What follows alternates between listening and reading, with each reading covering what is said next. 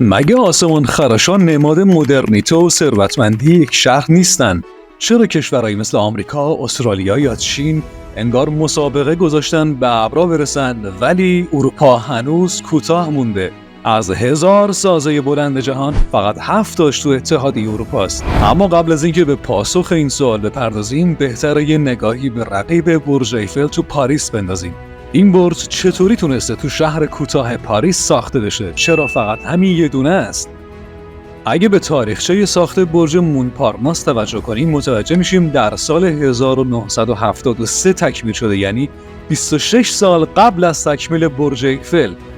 یعنی اگه بعد از ساخت برج ایفل میخواست ساخته بشه نمیتونست؟ بله، چون جلوی چشمانداز برج رو میگرفت. قوانین شهرسازی پاریس مثل خیلی دیگه از شهرهای اروپا برای حفاظت از چشماندازهای تاریخی مانع از ساخت برج‌های بلند تو شهر میشه. یا مثلا شهر روم ایتالیا که کسی اونجا اجازه نداره در مرکز شهر ساختمونی بسازه که از ارتفاع گنبد کلیسای سنت بیشتر باشه. یا حتی شهرهایی مثل فلورانس که مسئولینش میگن برجا نمای مناظر طبیعی رو خراب میکنن و اجازه بلند مرتبه سازی نمیدن. اما شهرهایی که بناهای تاریخی ندارن چی؟ کشوری مثل آلمان کلاً سیاست‌های شهرسازیش تشویق به ویلا درست کردنه و میگه باید تا حد ممکن محوطه خونه‌ها فضای سبز داشته باشن و سعی میکنه جمعیت رو در یک نقطه متراکم نکنه. یا کوپنهاگ تو دانمارک که سیاستش اینه که جمعیت به صورت متوازن تو سرتاسر شهر توزیع باشه.